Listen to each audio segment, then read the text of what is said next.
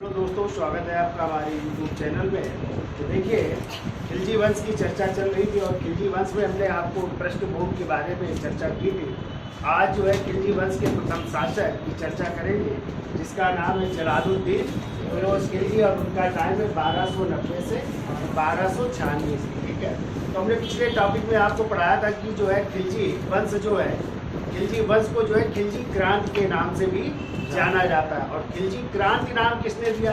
हमने बताया था इतिहासकार प्रोफेसर मोहम्मद हबीब और राम प्रसाद त्रिपाठी यानी आर.पी. त्रिपाठी ने जो है खिलजी वंश की स्थापना को क्या कहा है? खिलजी क्रांति नाम दिया। ठीक है, और क्रांति का मतलब होता है प्रत्येक क्षेत्र में परिवर्तन या चक्रीय परिवर्तन, चाहे वो स्थापत्य कला के क्षेत्र में हो, चाहे प्रशासन के क्षेत्र में हो, चाहे स्थायी सेना के क्षेत्र में हो, मतलब हर क्षेत्र में परिवर्तन हुआ, वही कहलाया खिलजी क्रांति। और हमने ये भी चर्चा की थी, जो खिलजी वंश के शासक थे ये रहने वाले यानी इनका मूल निवास स्थान था अफगानिस्तान। और अफगानिस्तान में कहाँ पे? हेलमंद नदी घाटी का एक प्रदेश था, खल्ज प्रदेश। कौन सा प्रदेश? खल्ज प्रदेश के रहने वाले थे और इसी कारण ये क्या कहलाए? खिलजी वंश कहलाए। और हमने ये भी चर्चा की थी कि इस वंश में किन किन शासकों ने शासन किया। तो पहले हमने चर्चा की थी कि इस वंश का प्रथम शासक कौन हुआ?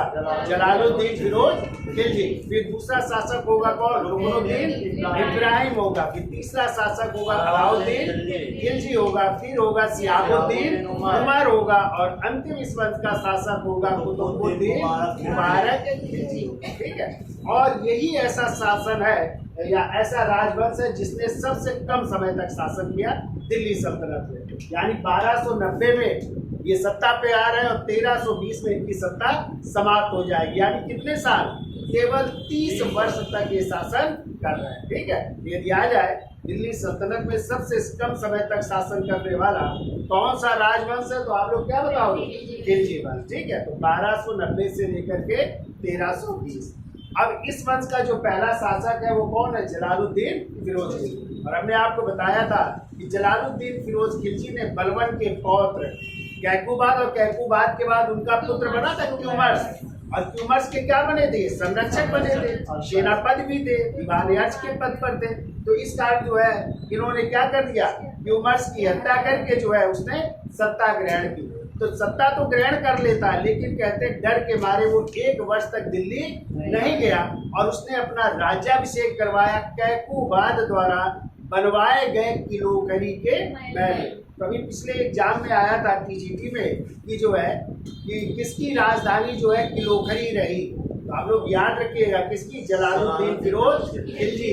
1 वर्ष तक उसने कहाँ से शासन किया? किलोकरी से ही, क्योंकि किलोकरी में महल था। और 1 वर्ष तक वो डर के मारे दिल्ली नहीं गया। फिर जो है दिल्ली का कोतवाल जो था अलाउल मुल्क जो है उसने आमंत्रित किया, तब वो जो है 1 वर्ष बाद दिल्ली पहुंचेगा। चलिए चर्चा कर लेते क्या क्या हुआ, किस मंगोल आक्रमणकारी का आक्रमण इसके समय हो रहा है। ठीक है, इसकी नीति क्या थी? इसके समय चोरी बहुत हो रही थी, ठगों का भी बड़ा बोलबाला था। तो उनके लिए क्या किया? इसने कहाँ की विजय की। ठीक है, और इसके समय किसने किसने विद्रोह किया उसकी भी हम चर्चा डिटेल में करेंगे। ठीक है, तो हेडिंग डाल लीजिए पहले जलालुद्दीन फिरोज खिलजी। टाइम लिख लो 1290 से 1296 ईस्वी। ठीक है, तो पहले तो इसकी उपाधि लिखिए। देखिए इसकी उपाधि है, पीछे भी हमने आपको बताया था, इसकी पहली उपाधि शाइस्ता था, शाइस्ता। हाँ, और ये उपाधि दी थी हमने आपको बताया था कैकुबाद ने। ठीक है, यानी किसके द्वारा दी गई थी? कैकुबाद द्वारा दी गई थी। ठीक है, कैकुबाद ने इसको कौन सी उपाधि? शाइस्ता। दूसरी इसकी उपाधि के इसे इब्न ए शहीद भी कहते हैं, यानी तलवार का बेटा भी कहते हैं। ठीक है, तो दूसरी उपाधि लिखी इसकी इब्ने सहीफ, और इसका मतलब होता है तलवार का बेटा। इसे तलवार का बेटा भी कहा जाता है। एक तो ये उपाधि, तो ये 2 इसकी उपाधियां हैं। ठीक है, अब देखिए राज्याभिषेक अपना कब करवा रहा है? तो ये राज्याभिषेक, तो ये अपना राज्याभिषेक करवा रहा है 13 जून 1290 ईस्वी को। ठीक है, कहाँ पे करवा रहा है, तो स्थान लिखिए, अब देखिए किलोखरी के महल में, किलोखरी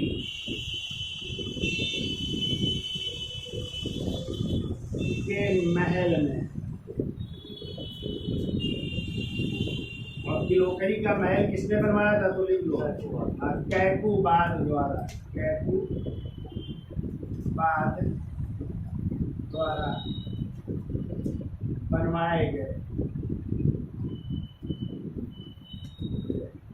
अपूर्ण महल था, ठीक है, अभी पूरा बना नहीं था ये, अपूर्ण महल में।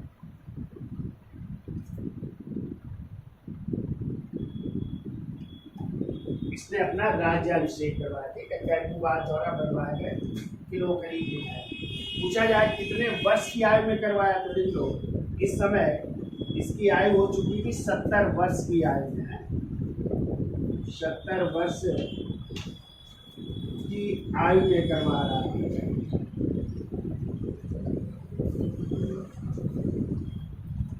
70 वर्ष की आयु में अपना राज्याभिषेक करवा रहा है। कब, 13 जून 1290 ईस्वी को, ठीक है। कहाँ पे, कैकूबाद द्वारा बनवाए गए किलोखरी या पूर्ण किलोखरी के महल में। क्या थी आयु, 70 वर्ष की आयु, ठीक है। देखिए लिखो, अगला पॉइंट बोल देते हैं, लिखिए देखो, 1 वर्ष बाद दिल्ली के कोतवाल, 1 वर्ष बाद दिल्ली के कोतवाल, दिल्ली के कोतवाल,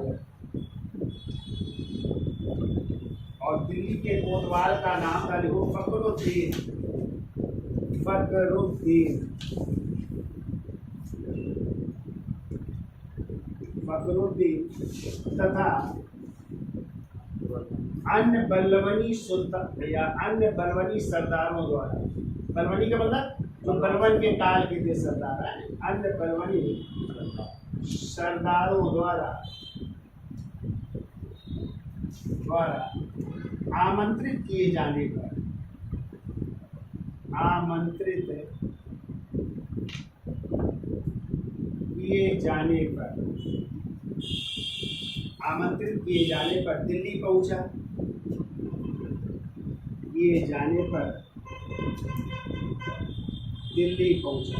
1 वर्ष बाद जो है ये दिल्ली पहुंच रहा है, ठीक है। और कहते हैं जब दिल्ली पहुंचा तो बलवन के लाल महल, जहाँ बलवन बैठा करता था, तो कहते हैं बलवन के जब लाल महल पहुंचा तो वहाँ पे जो है उसके सिंहासन को देख करके क्या रोने लगा, ठीक है। क्यों रोने लगा, उसने कहा कि कभी मैं जो है इनके सामने खड़ा रहता था, बलवन के सामने, ठीक है, और आज मैं जो है उनके सिंहासन पर क्या हो रहा हूँ, विराजमान हो रहा हूँ, ठीक है। तो ये जो है ये घटना घटित होती है इसके साथ, क्योंकि इसने अपना जीवन जो है बलवन के समय ही शुरू किया था। इसने, इसके भाई थे सियाबुद्दीन और इसका भतीजा जिसका नाम था अली गुरसब।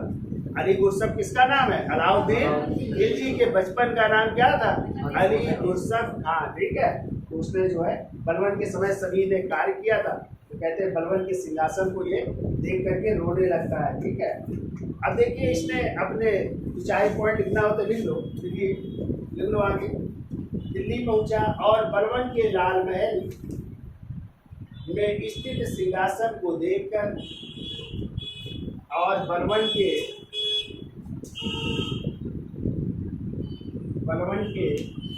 लाल महल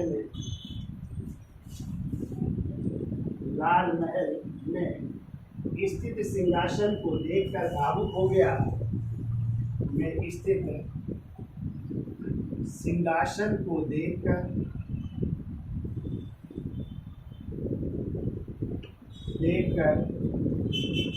भावुक हो गया।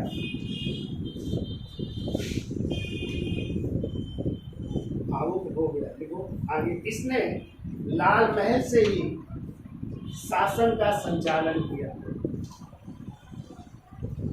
और इसने लाल महल से ही शासन का संचालन किया, शासन का संचालन किया है। अब जब लाल महल पहुंच रहा है तो वहीं से सिंहासन भी चला रहा है। ठीक है, तो देखिए अगला पॉइंट, देखो जलालुद्दीन अपने भाई शिहाबुद्दीन, जलालुद्दीन अपने भाई, उनके भाई का नाम था शिहाबुद्दीन है, अपने भाई शिहाबुद्दीन एवं भतीजे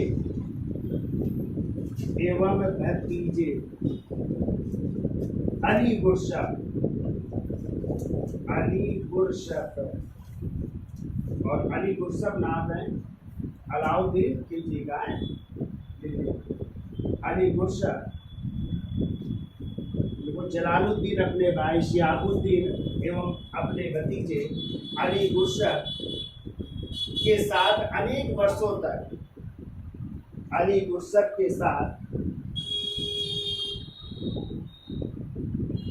अनेक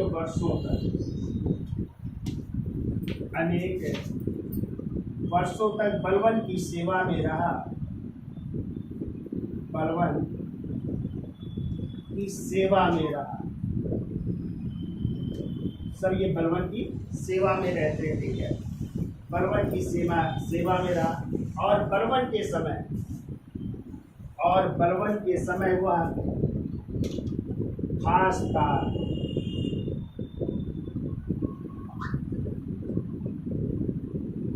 ऐसे कहते सरे जानदार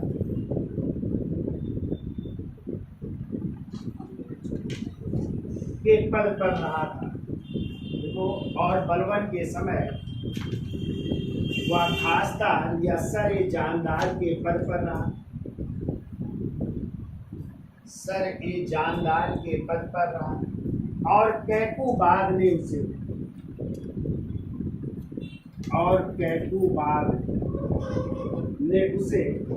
आरिज ए मुमालिक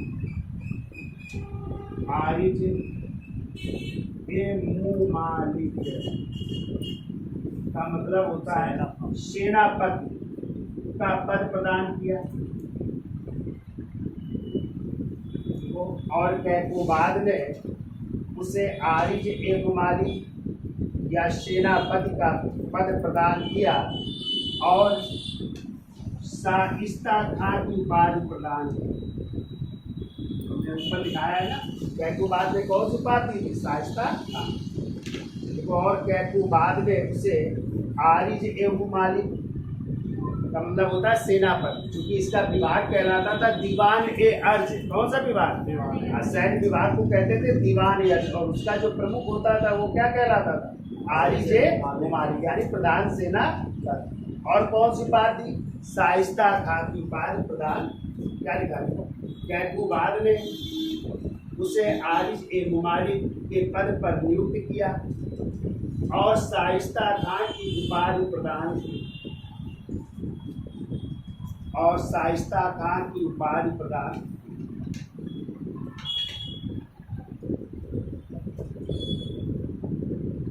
अगला पॉइंट देखो, जलालुद्दीन खिलजी दिल्ली सल्तनत का पहला सुल्तान था। ऊपर लिख दे रहे, देखो जलालुद्दीन खिलजी दिल्ली सल्तनत का पहला सुल्तान था,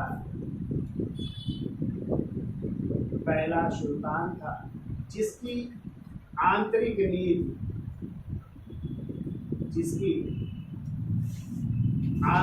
नीति दूसरों को प्रसन्न करने की थी। आंतरिक नीति दूसरों को प्रसन्न करने की थी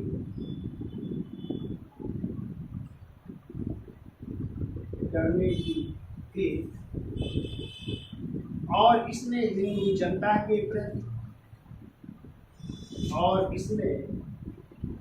हिंदू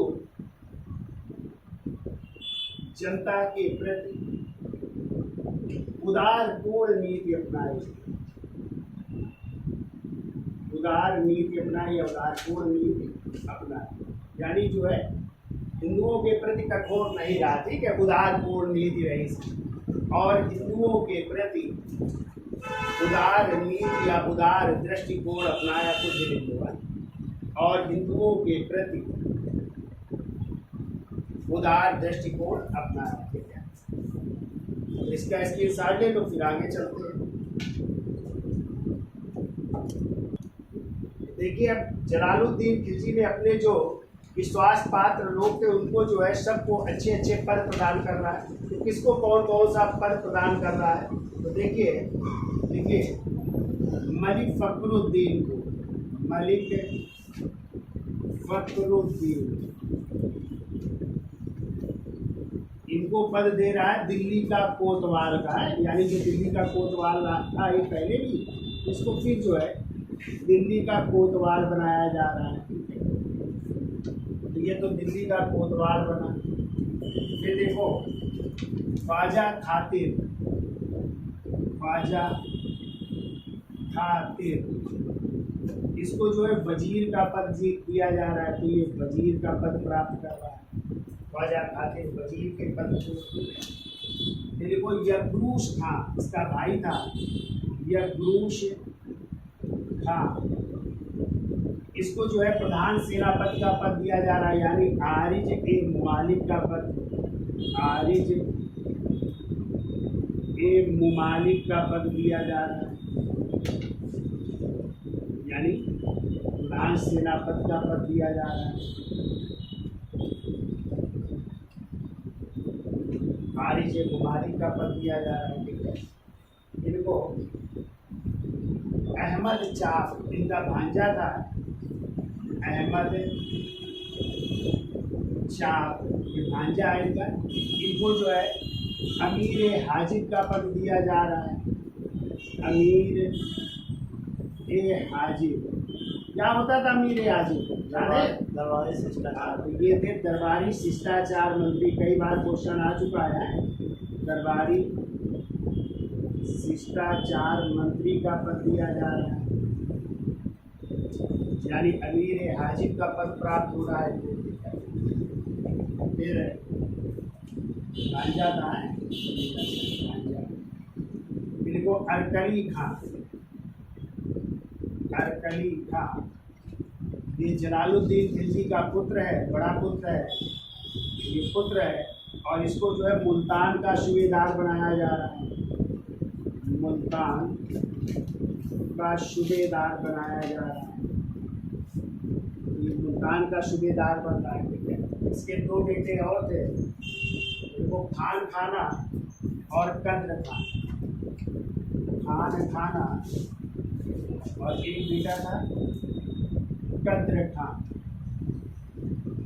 इनको दरबार में उच्च पद दिया जा रहा है, दरबार में उच्च पद ये भी दोनों पुत्र हैं इसके, खान खाना और ये कद्र खान, ये भी पुत्र हैं, इनको भी दरबार में उच्च पद मिल रहा है, ठीक है।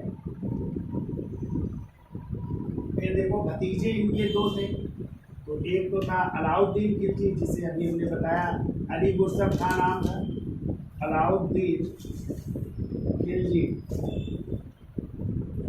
और दूसरा एक और भतीजा था अल्माश बेग, अल्माश बेग, ये भतीजे हैं, और इनको भी दरबार में उच्च स्थान दिया जा रहा है, दरबार में इनको भी स्थान दिया जा रहा है, अच्छे पद दिए जा रहे हैं।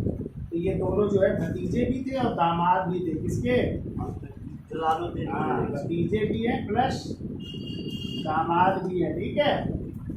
अलाउद्दीन खिलजी है, ये भी भतीजा है, तो इनको भी दरबार में स्थान दिया जा रहा है। तो अपने जितने भी विश्वास पात्र लोग हैं सबको उसने अच्छे अच्छे पद पर दिए। तो मलिक फखरुद्दीन को दिल्ली का कोतवाल, ख्वाजा खातिर को वजीर का पद, यगरूस का वो आरिज मुमालिक यानी प्रधान सेनापति, अहमद चाप जो भांजा था इनका उसको अमीर हाजिब यानी दरबारी शिष्टाचार मंत्री, अरकली खान जो पुत्र था इसको मुल्तान का सूबेदार नियुक्त किया गया, खान खान खाना और कद्र खान ये भी दोनों बेटे थे, इनको दरबार में उच्च पद मिल रहे हैं।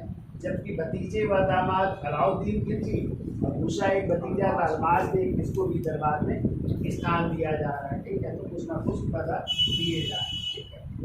अब देखिए पहला विद्रोह हो रहा है 1290 ईस्वी में, ठीक है, और वो है कड़ा मानिकपुर के सूबेदार मलिक छज्जू का, ठीक है। और कहते हैं उसने जो है सुल्तान मुगीसुद्दीन की उपाधि धारण करके अपने नाम के सिक्के चला दिए। तो इस कारण जो है जलालुद्दीन खिलजी ने अपने बेटे किसको भेजा, मुल्तान के सूबेदार अरकली खां को और अलाउद्दीन खिलजी को भेजा गया।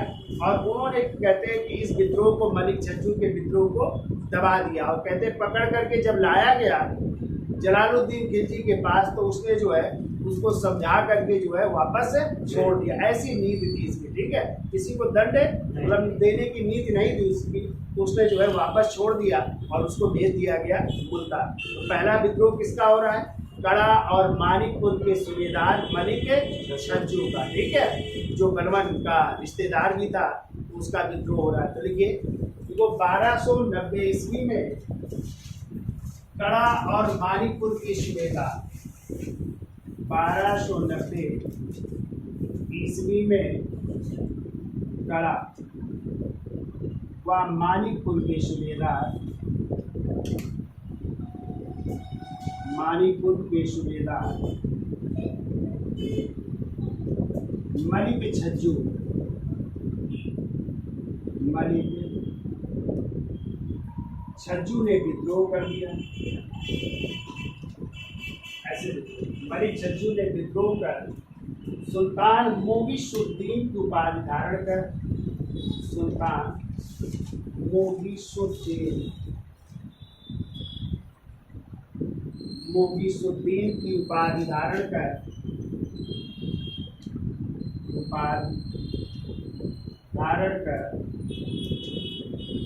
अपने नाम के सिक्के चलाए, अपने नाम के सिक्के चलाए। कौन सी उपाधि धारण कर रहा है, तो सुल्तान मुगीसुद्दीन की उपाधि धारण कर रहा है, ठीक है, और अपने नाम के सिक्के चला रहा है।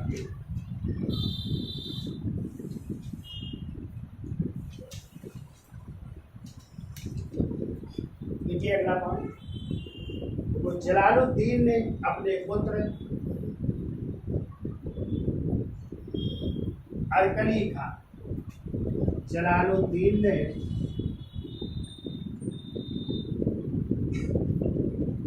अपने पुत्र अरकली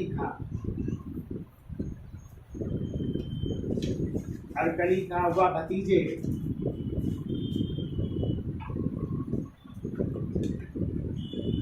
अलाउद्दीन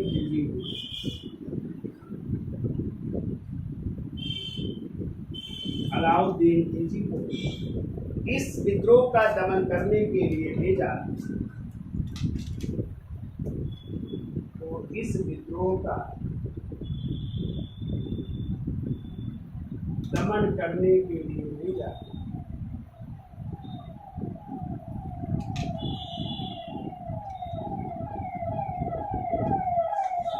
दमन करने के लिए भेजा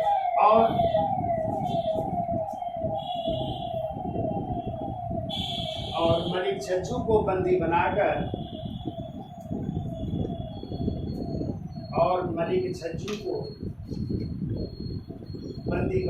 सुल्तान के समक्ष पेश किया गया।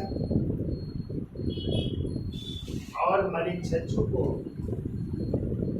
बंदी बनाकर सुल्तान के समक्ष पेश किया गया।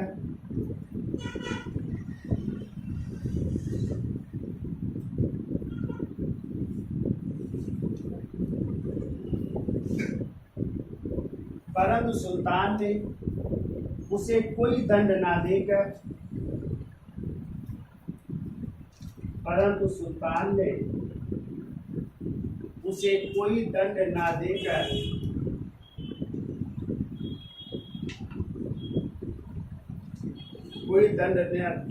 उसे सुरक्षा के साथ मुल्तान भेज दिया। कोई दंड ना देकर उसको सुरक्षा के साथ मुल्तान भेज दिया और कड़ा माणिकपुर की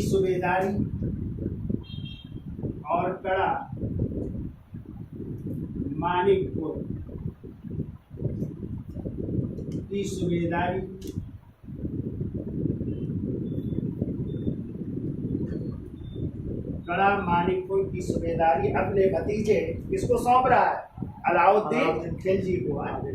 सूबेदारी अपने भतीजे अलाउद्दीन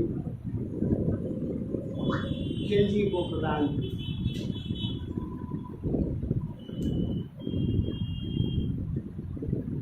और कड़ा माणिकपुर की सूबेदारी अपने भतीजे अलाउद्दीन खिलजी को प्रदान की और उसे अमीर ए तुजुक का पद भी प्रदान किया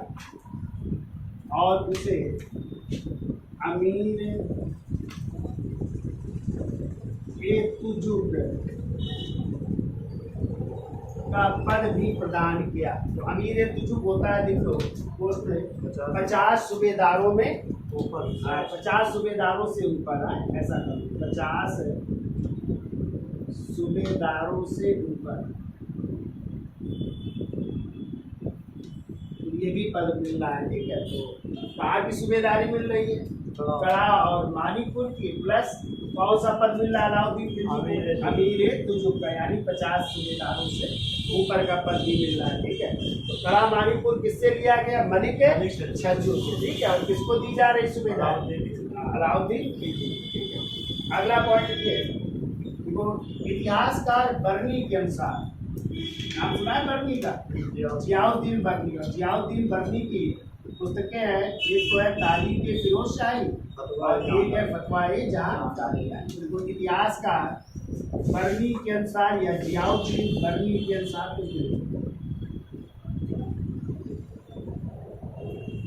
इतिहासकार बर्नी के अनुसार वो सुल्तान की उदार नीति के कारण ही उदार नीति के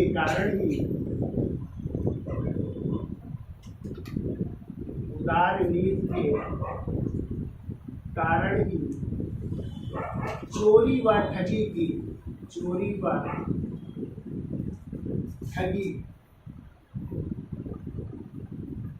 घटनाएं बढ़ गई थी। चोरी व ठगी की घटनाएं बढ़ गई थी। और एक बार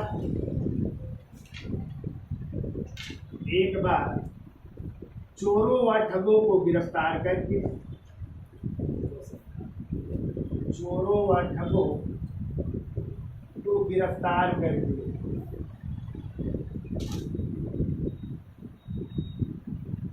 सुल्तान के समक्ष पेश किया गया।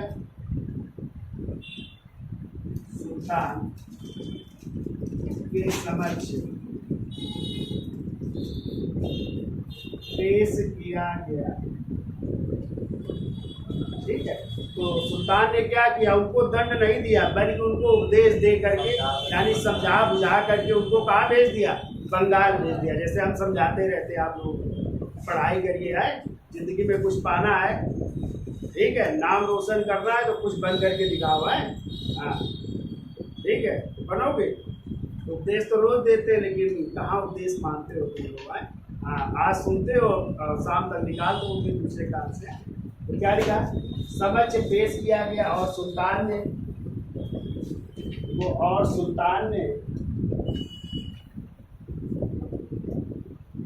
उन्हें उपदेश देकर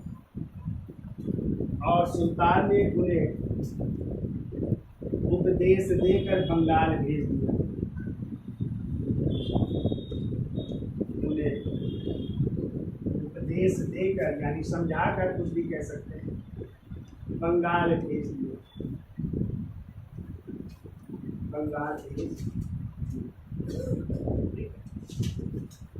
तो ये कौन लिख रहा है? बर्नी।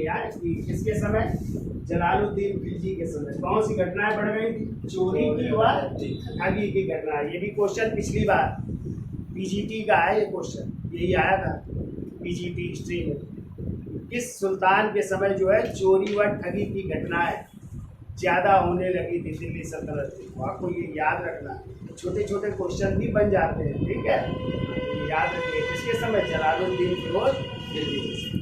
अब देखिए, इसी के समय जो है एक ईरान के फकीर थे और उनका नाम था सीदी मौला, ठीक है? तो कहते हैं सीदी मौला ने जो है, जो इसके पहले नसीरुद्दीन महमूद सुल्तान थे, उनकी एक विधवा बेटी थी, उनके साथ उसने विवाह कर लिया और दिल्ली की सत्ता प्राप्त करने के लिए षड्यंत्र रचने लगता है, ठीक है?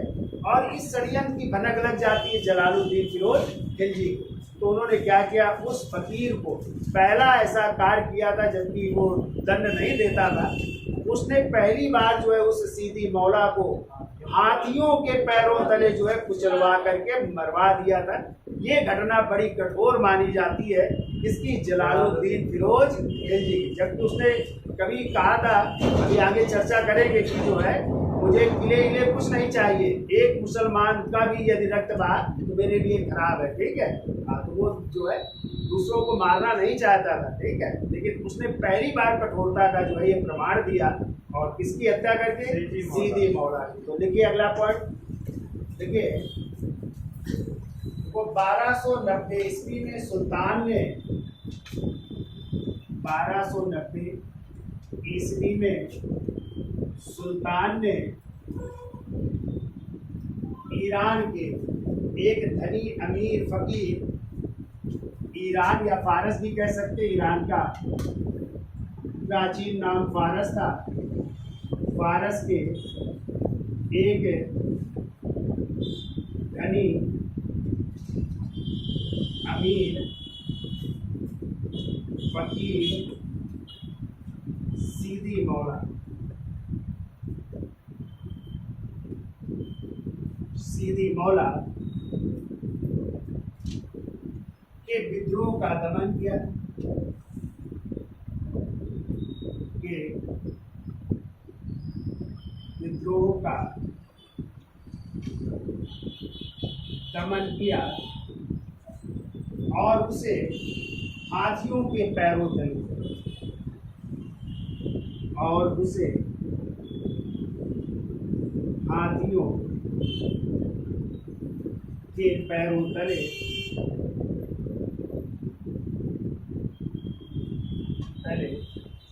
कुचलवा कर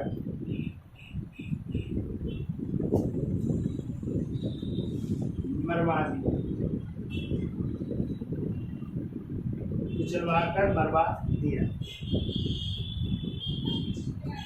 क्योंकि देखो आगे जोड़ लो, बता दे कहानी क्यों मरवाया। क्योंकि सीदी मौला ने पूर्व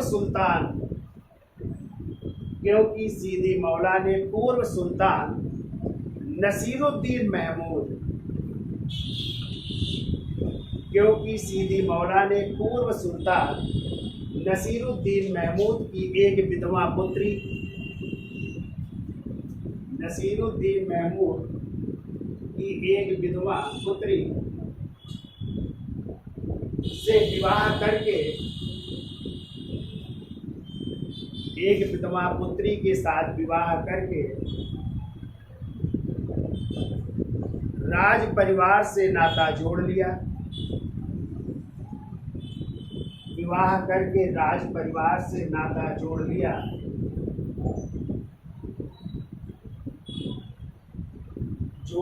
और सुल्तान का पद प्राप्त करने के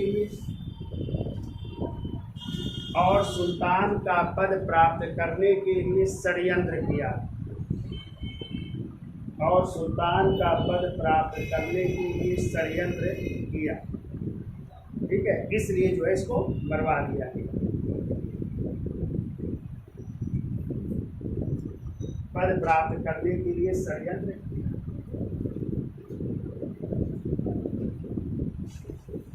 अगला पॉइंट, तो 1290-91 ईस्वी में 1290-91 ईस्वी में सुल्तान स्वयं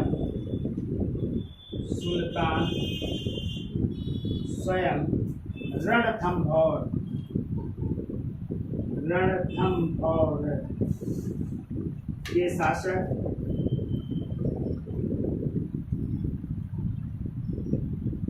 अमीर देव रणथंभौर के शासक अमीर देव के विरुद्ध अभियान किया। अमीर देव के विरुद्ध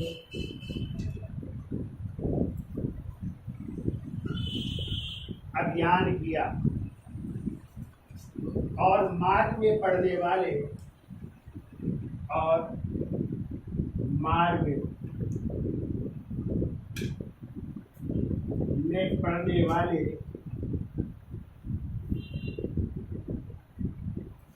झाइन के किले को जीत लिया। झाइन या झैन भी मिल जाता है। झैन के किले को जीत लिया। किले को जीत लिया, परंतु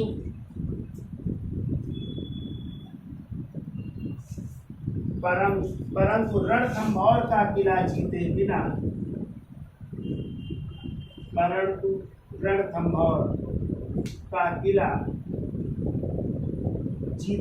वापस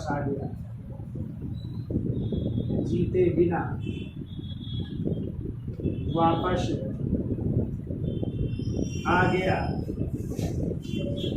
और कहा मैं मुसलमान हूँ। और कहा, क्या कहा, इन्वर्टेड कॉमा लिखिएगा, मैं मुसलमान हूँ या मैं मुसलमान के, ऐसा नहीं, मैं मुसलमान के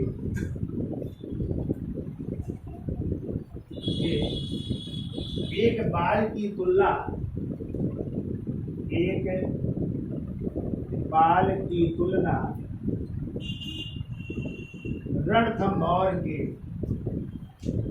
रणथंभौर जैसे 10 किलो से कम मूल्यवान समझता हूँ। रणथंभौर के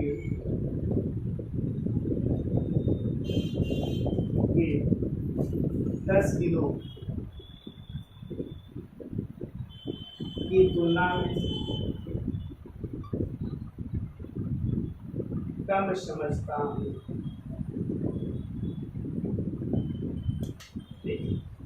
यानी जीत नहीं पाया और बदले में क्या कह रहा है?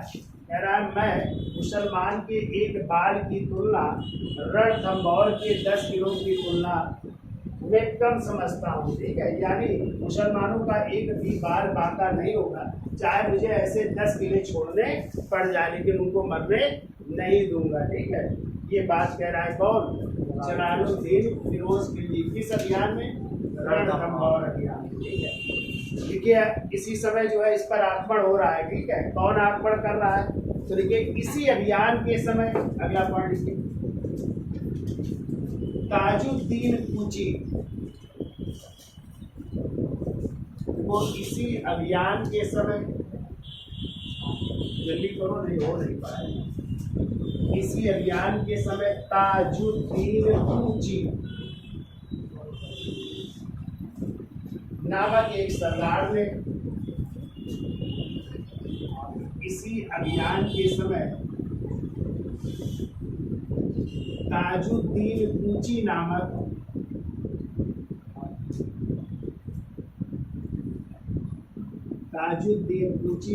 एक सरदार ने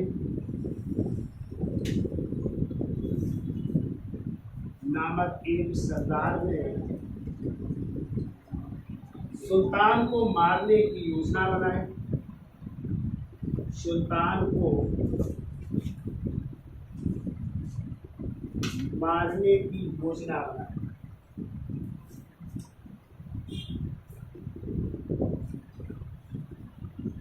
सुल्तान को मारने की योजना बनाई, परंतु पता चलने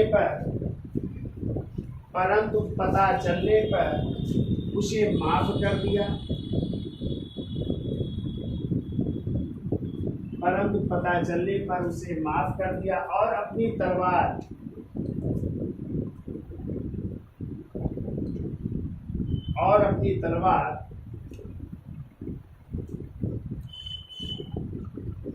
उसके सामने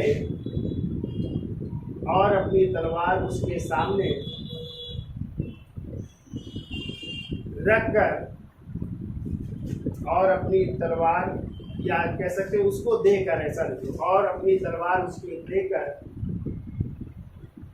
अपने को मारने के लिए कहा, और अपनी तलवार उसको देकर अपने को मारने के लिए कहा, अपने को मारने के लिए कहा। भाई तुम मारना चाहते हो तो लो मेरी तलवार भैया, मार दो, क्यों धोखे से मार रहे हो। ऐसा वो व्यक्ति था, और जलालुद्दीन फिरोज खिलजी। ठीक है, चलिए आगे लिखिए, काफी बड़ा टॉपिक है। देखिए अगला पॉइंट, देखो सुल्तान ने 1292 ईस्वी में,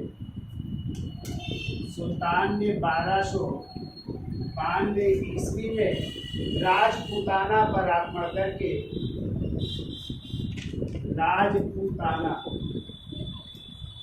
आक्रमण करके मंदौर के किले को जीत लिया। मंदौर के किले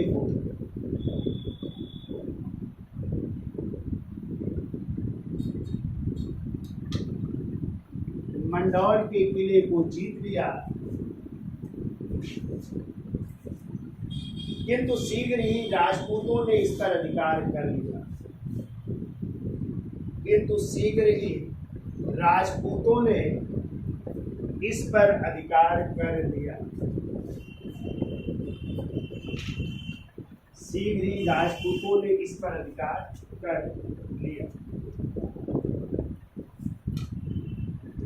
अगला पॉइंट देखिए, वो 1292 ईस्वी में ही 1292 ईस्वी में मंगोल नेता हलाकू का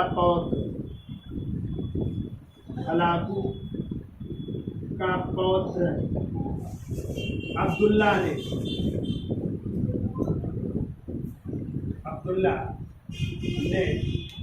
आक्रमण किया।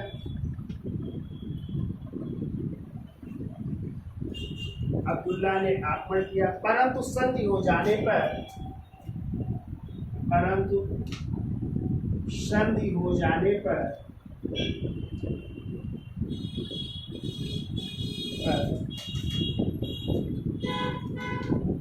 यह वापस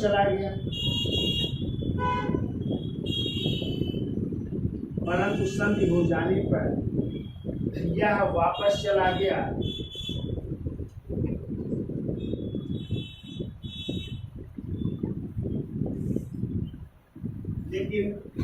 लेकिन चंगेज खां का नाती भी था, किंतु चंगेज खां का नाती, और उसका नाम था बुलूग खां। चंगेज खां का नाती बुलूग खां अपने 4000 समर्थकों के साथ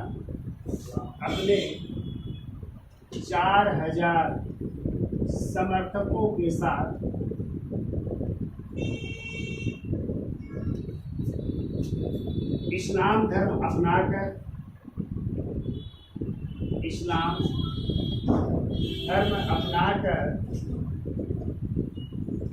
भारत में रहने की इच्छा प्रकट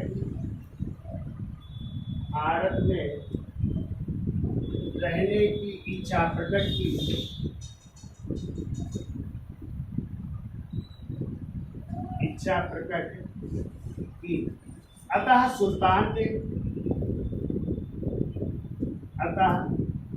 सुल्तान ने अपनी पुत्री या अपनी एक पुत्री का विवाह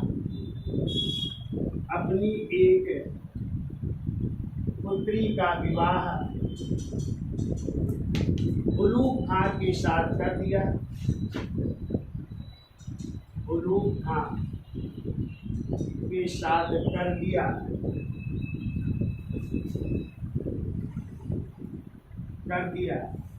और दिल्ली के निकट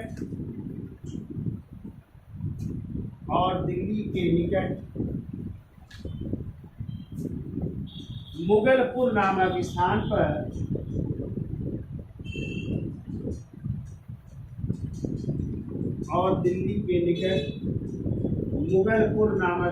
पर रहने का आदेश दिया।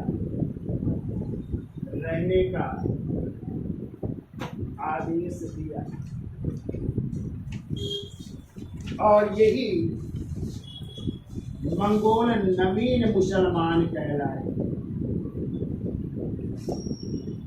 यही मंगोल नवीन मुसलमान कहलाए। देखो किसका नाती है ये? चंगेज खां का नाती है। तो क्या नाम है? उलूग खां। तो उसने क्या किया? अपने 4000 समर्थकों के साथ इस्लाम धर्म स्वीकार कर लिया और भारत में रहने की इच्छा प्रकट की। इस कारण सुल्तान ने क्या किया? अपनी एक पुत्री का विवाह उलूग खां के साथ कर दिया और दिल्ली के निकट एक स्थान है मुगलपुर में कहा कि यहाँ पे बस जाओ, रहने का आदेश दे दिया। और यही मंगोल जो है क्या कहला रहे? नवीन मुसलमान कहला रहे। ठीक है, तो सर आ गए ना? नहीं है? अच्छा तो आ गए। तो क्या लिखा? यही मुगलपुर नामक स्थान पर रहने का आदेश दिया और यही मंगोल क्या कहलाए? नवीन मुसलमान कहलाए। ठीक है, याद रहेगा। चंगेज खां का नाम सुना है? किसके समय आक्रमण हुआ था चंगेज खां? याद है? पूछेगा। इल्तुतमिश के समय नहीं, कब किया था आक्रमण इल्तुतमिश के समय? 1221 में। क्या नाम था असली चंगेज खां? तैमुचिन नाम था ना? असली नाम क्या था? तैमुचिन नाम था। ईश्वर का अभिशाप भी कहते हैं ना, कई नामों से जाना जाता है। किसका पीछा करते हुए आया था बाहर? अरे फारिस शाह और उनके बेटे जलालुद्दीन मंगबर्नी का पीछा करते हुए सिंध तक नहीं आया था। तो मंगबर्नी ने इल्तुतमिश से शरण मांगी थी, इल्तुतमिश ने शरण देने से मना कर दिया था। तो इस कारण जो है जब मंगबर्नी वहां से वापस लौटा तो उसी का पीछा करते हुए चंगेज खां भी वापस लौट गया था। और इस तरह इल्तुतमिश ने अपने साम्राज्य को किससे? चंगेज खां के आक्रमण से बचा लिया था ना। चलिए आगे लिखते हैं। देखो विद्रोहियों के प्रति जलालुद्दीन ने दुर्बल नीति अपनाई। विद्रोहियों के प्रति जलालुद्दीन ने दुर्बल नीति अपनाई।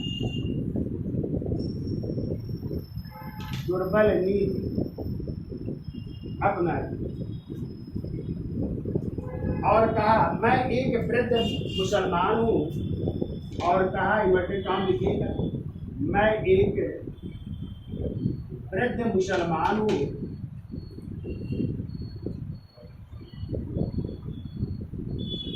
और रक्त बहाना मेरी आदत नहीं है। ठीक है, मैं एक वृद्ध मुसलमान हूँ और मुसलमानों का रक्त बहाना मेरी आदत नहीं है।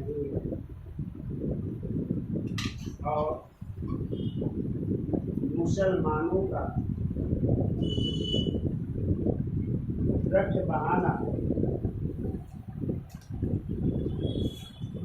बहाना मेरी आदत नहीं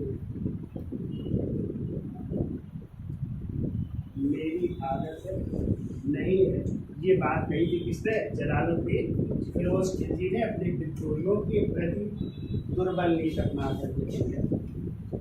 अब देखिए इसी के समय जो है उसके भतीजे एवं दामाद ने 2 बार जो है आक्रमण किया। कहाँ? भिलसा और देवगिरी। ठीक है, तो जब वो भिलसा पर आक्रमण करने जाता है तो वहां से बहुत सा धन लूट करके लाता है। और उसी आक्रमण के समय उसे उज्जैन के बारे में भी पता चला, उज्जैन और देवगिरी के बारे में, कि देवगिरी में बहुत पैसा है। ठीक है, तो उसने क्या किया? बिना बताए पहली बार तो भिलसा से जो लूट करके लाया अपने जो है ससुर साहब या सुल्तान के पास भिजवा दिया। तो सुल्तान बड़े खुश होते हैं और उसको